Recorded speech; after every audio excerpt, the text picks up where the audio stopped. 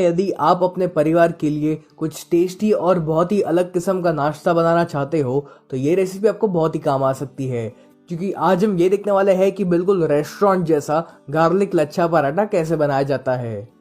तो यहाँ पर जो गार्लिक लच्छा पराठा है, इसको बनाने के लिए पहले हम इसका डो रेडी करेंगे, जिसके लिए हमें यहाँ पर चाहिए 1 कप मैदा यानी कि ऑल पर्पस फ्लावर। इसी के साथ साथ मैं यहाँ पर इसमें डाल रहा हूँ 1 कप गेहूं का आटा यानी कि व्हीट फ्लावर। आप चाहो तो यहाँ पर इस पराठे को सिर्फ और सिर्फ मैदा में भी बना सकते हो या सिर्फ और सिर्फ गेहूं के आटे से भी बना सकते हो। इसी के साथ साथ हमें यहाँ पर इसमें डालनी है लगभग 2 बड़ी चम्मच सूजी यानी कि सेमोलिना। और ये जो एकदम ही बारीक वाली सूजी आती है ना, उसका आपको यहाँ पर इस्तेमाल करना है। यदि आपके पास बारीक वाली सूजी नहीं है तो फिर जो नॉर्मल सूजी आती है उसको मिक्सी में डाल के उसको एक बार ग्राइंड कर लीजिए और आपकी जो बारीक सूजी है वो बनकर रेडी हो जाएगी। अब मैं यहाँ पर इसमें डाल रहा हूँ 1 बड़ी चम्मच नमक। आप अपने टेस्ट के अकॉर्डिंग यहाँ पर नमक की मात्रा कम या ज्यादा कर सकते हो। फिर हमें यहाँ पर इसमें डालना है बेकिंग पाउडर। बेकिंग सोडा का इस्तेमाल नहीं करना आपको यहाँ पर चाहिए ऐसा बेकिंग पाउडर। तो यहाँ पर इस डो में हमें 1 छोटी चम्मच बेकिंग पाउडर का इस्तेमाल करना है। और फिर हम यहाँ पर इसमें ऐड करेंगे 3 से 4 बड़ी चम्मच तेल। यहाँ पर आपको रिफाइंड ऑयल का इस्तेमाल करना है। यहाँ पर सरसों का तेल या फिर ऐसा कोई तेल का इस्तेमाल ना करें जिसका फ्लेवर बहुत ज्यादा स्ट्रांग हो। तो बस पहले हमें यहाँ पर इन सभी चीजों को एक बार अच्छे से मिक्स करना है और फिर हम यहाँ पर इसमें थोड़ा थोड़ा पानी डालकर इसका हम डो रेडी करेंगे। और ये जो डो है ये ना ही बहुत ज़्यादा सख्त होना चाहिए और ना ही बहुत ज़्यादा सॉफ्ट होना चाहिए। इसको आपको मीडियम सॉफ्ट ही रखना है। तो उसी के अनुसार आपको यहाँ पर इसमें पानी डालना है। ये जो पराठा है ये बनाने में जितना आसान है उतना ये खाने में टेस्टी बनता है। और मुझे यकीन है कि इस वीडियो को पूरा देखने के बाद आप तुरंत इस पराठे की रेसिपी को ज़रूर ट्राई करोगे। एक और इम्पॉर्टेंट चीज़ यहाँ पर यह है कि जब एक बार ये डो अच्छे से जुड़ जाए तब आप इसको लगातार 5 से 10 मिनट के लिए अच्छे से मसलिए। ऐसा करने से इस डो में अच्छे से ग्लूटेन एक्टिवेट हो जाएगा और ये जो डो है इसमें एक काफी अच्छी सी लचक आएगी। तो जैसा कि आप देख सकते हो कि यहाँ पर मैंने इस डो को अच्छे से मसल लिया है और ये एकदम ऐसा स्मूथ हो चुका है। तो अब हमें यहाँ पर इस डो को एक गीले कपड़े से ढककर इसे हम लगभग 10 मिनट के लिए रेस्ट करने देंगे। और जब तक ये डो रेस्ट करता है तब तक हम घर पर ही गार्लिक बटर रेडी करेंगे। बाजार में जो रेडीमेड गार्लिक बटर मिलता है उसका हम यहाँ पर इस्तेमाल नहीं करने वाले। हम घर पर ही बहुत ही टेस्टी और एकदम ही आसानी से बनने वाला गार्लिक बटर रेडी करेंगे। तो यहाँ पर इस गार्लिक बटर को बनाने के लिए आपको यहाँ पर चाहिए 20 से 25 लहसुन की कलियां। और ये जो लहसुन की कलियां है इसको आपको यहाँ पर ग्रेट करना है।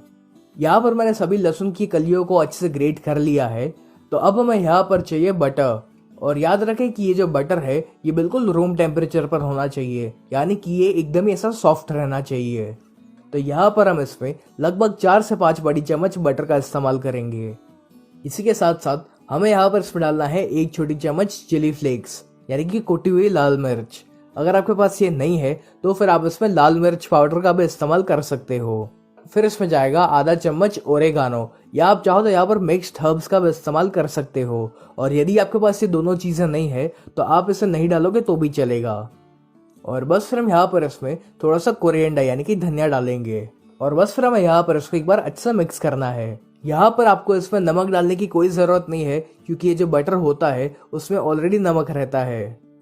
तो लीजिए, यहाँ पर ये बहुत ही टेस्टी सा घर पर बनाया हुआ गार्लिक बटर बनकर रेडी हो चुका है। चलिए, यहाँ पर हमारे डो को भी रेस्ट किए लगभग 10 मिनट हो चुकी है। तब हम यहाँ पर इस डो को वापस एक बार मसलेंगे और फिर हमें यहाँ पर इस डो में से ऐसी छोटी छोटी लोई बनानी है। फिर हम इसको सूखे आटे में एक बार अच्छे डस्ट कर लेते हैं और फिर हमें यहाँ पर इसको एकदम ही पतला बेलना है। अब जो गार्लिक बटर हमने बनाया हुआ था वो गार्लिक बटर हम इस पराठे के ऊपर हर तरफ इवनली स्प्रेड करेंगे।